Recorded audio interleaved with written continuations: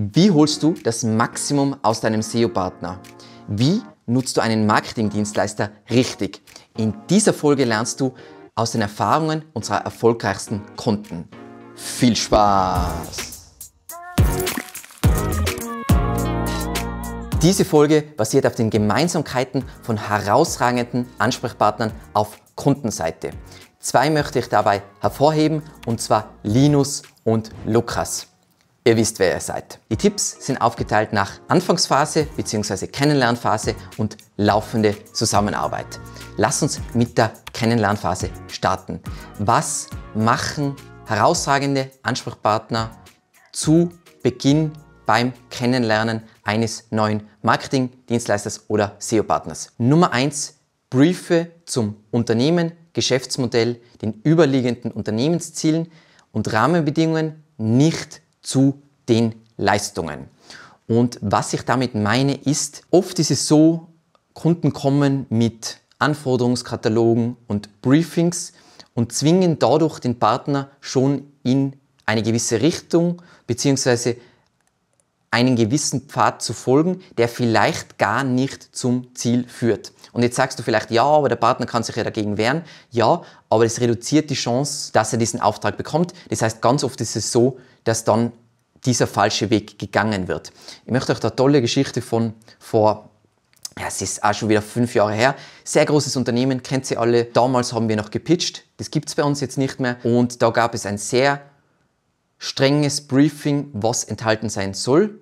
Aber das hätte nicht zu den Ergebnissen gefolgt. Und man sieht jetzt Jahre später, dass es eine sehr, sehr, sehr schlechte Entscheidung war, diesen Weg zu folgen. Wir haben im Pitch dann nicht uns darauf eingelassen, sondern den sinnvollen Weg präsentiert. Das wurde aber nicht gewünscht. Und das ist ganz wichtig. Wenn du nicht ein Experte in einem Bereich bist, dann musst du sagen, was soll das Endergebnis sein, aber nicht, wie komme ich dorthin. Was hier auch dazu gehört, sind klare Unternehmensziele.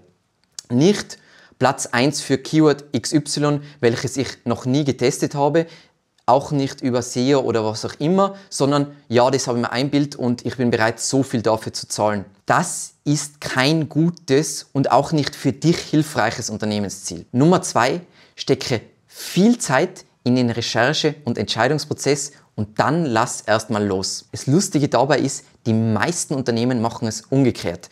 Die sind viel zu spät dran, dann entscheiden sie sich ganz schnell für einen Partner und dann sind sie nervös. Logischerweise. Es ist nicht gut überlegt worden, sie sind viel zu spät dran. Nein, wenn du hast ja auch oft nur mit Saisonalität zu kämpfen und so weiter, fange früh genug mit der Suche an, damit du wirklich den passenden Partner für dich findest. Und was da das Mindset ist von den sehr erfolgreichen Ansprechpartnern, die wir kennen, ist, die suchen einen Partner fürs Leben, weil sie verstehen, Wechsel sind unglaublich teuer, viel teurer, als es vom Gefühl her ist, weil du denkst so, ja, aber dann zahle ich jemand anderen Retainer. Nein, es wird ja alles eigentlich genullt, alles, was man gemeinsam erarbeitet hat, alles, das ganze Know-how, was erarbeitet wurde, diese ganzen Abstimmungen, die ganze Synchronisierung zwischen Menschen, alles weg, alles muss neu gemacht werden. Um ein Positivbeispiel davon zu erzählen, Kunde hat ungefähr 6 Monate, bevor es dann wirklich offiziell losgegangen ist, angefangen, die ersten Beratungsterminen, dann die Geschäftsleitung mit reingeholt, dann relevante Abteilungen mit reingeholt. Alle waren an Bord, alle wussten, was diese Zusammenarbeit bedeutet, was das Ziel ist, etc. Und dadurch ist es dann kein Wunder, wenn es unglaublich gut funktioniert. Nummer 3, investiere mindestens 1/5 des Budgets in Strategie und Planung. Warum? Das größte Problem im Marketing, ich mache das jetzt seit 15 Jahren, ist, dass 90% Blödsinn gemacht wird. Nicht, weil die Marketingleute irgendwelchen Blödsinn machen, sondern von überall her im Unternehmen, von all diesen Stellen wird irgendwelcher Blödsinn zum Umsetzen in die Marketingleitung gepusht. Stopp! Also das ist auch der Grund, Firmen, Geschäftsmodelle, es gibt 3 sinnvolle Channels für die. Jetzt beispielsweise, es gibt 3 sinnvolle Online-Channels, die machen aber 15, weil die glauben, mehr ist besser. Nein, wenn du beschränkte Ressourcen hast, dann ist Fokus besser als ich tanze erst auf zu vielen Hochzeiten. Du willst am Anfang herausfinden, wo ist meine Zielgruppe und dementsprechend, was sind die richtigen Kanäle für mein Geschäftsmodell, was sind bei diesen Kanälen die größten Wachstumshebel und dann willst du hier aufs Gas drücken, anstatt alles zu machen. Fleißaufgaben bekommt man im Marketing genug von intern.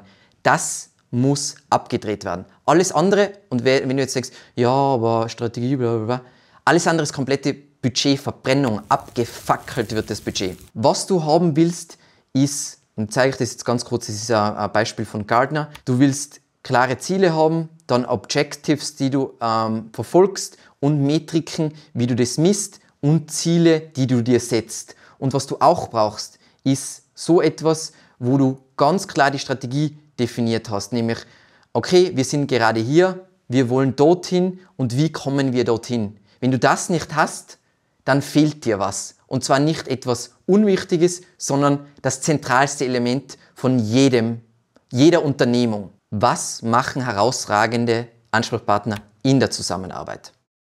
Nummer 1, klare, messbare Ziele plus laufendes Feedback ist High Performance. Das ist nicht immer einfach. Zu Beginn, wenn du was Neues startest, ist es oft schwierig, sich realistische Ziele zu setzen, weil du ja noch nicht weißt, was realistisch ist.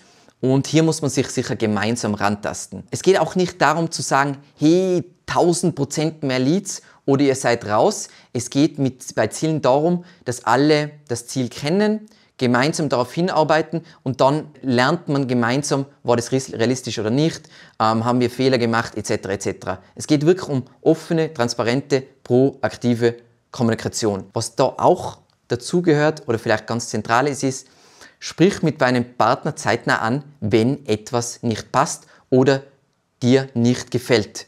Nur so kann ein Partner lernen und besser verstehen, was du dir vorstellst, wo du hin willst, etc. etc.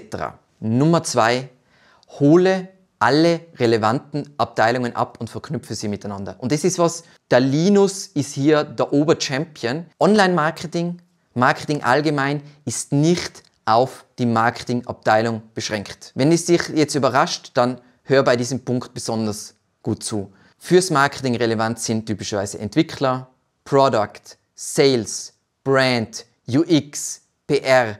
Alle haben ihren Anteil und oft ist es nicht so, eine Marketingperson kann das fertig machen, sondern nein, das ist ein Ganzes. Wenn du frühzeitig als Ansprechpartner andere Abteilungen abholst, deine Ziele mitkommunizierst, auch ihnen zeigst, wie Mitarbeit sie ihr Leben leichter macht, dann machst du dir den Wachstumsprozess so viel einfacher. Also ist ein Gamechanger und eine der Sachen, die viel zu selten überhaupt gemacht werden und wenn gemacht, dann zu wenig gemacht werden. Das ist, wo wirklich ein Riesenhebel drin ist. Kommen wir zu Nummer 3 und zwar Sorge für unternehmensweiten Buy-in laufend. Und es schließt an vom letzten Punkt. Kommuniziere intern laufend kleine Erfolge, wenn du an irgendeinem Projekt arbeitest. Als Ansprechpartner intern hast du die Möglichkeit oder solltest du wissen, was einzelnen Stakeholdern super wichtig ist. Und wenn man da einen Erfolg zu feiern hat, dann teilst du diese Informationen ganz gezielt mit ihnen. Weil das ist für den nächsten Part essentiellst. Nämlich Nummer 4, binde Entscheider mit ein. Viele Entscheider, heutzutage noch, ist auch logisch, sind nicht extrem digital affin. Also es gibt viele Ausnahmen, aber viele sind nicht sehr digital affin. Als interner Ansprechpartner kannst du dir eine Menge Ärger sparen, wenn du alles in ihrer Sprache und mit ihren KPIs kommunizierst. Weil für viele von denen sind Online-Marketing-Metrics eine Sprache, die sie nicht sprechen. Und wenn niemand Bescheid weiß über, wie gut es eigentlich läuft und über Details daraus, kann es sein, dass trotz gigantischer Erfolge dein Budget, dein Projekt, was du da intern gestartet hast, abgedreht wird. Denn in der Realität sieht sich selten jemand an, wie Umsatz, wie Erfolg tatsächlich generiert wird, sondern wird nach Bauchgefühl entschieden. So, ja, das fühlt sich für mich, und das ist natürlich je nachdem, wenn diese Person nicht digital affin ist, ist automatisch, ja, digital ist egal. Das heißt, wenn du nichts zeigst, zwingst du diese Person fast schon dazu, sich zu entscheiden für offline versus online. Arbeite an sauberen Daten und solides Tracking. Und das sehe ich bei so vielen Kunden, dass das ein Riesenthema ist. Und auf der einen Seite wollen sie ganz klare, messbare Ziele, auf der anderen Seite können sie das gar nicht messen. Das muss eine Prio haben.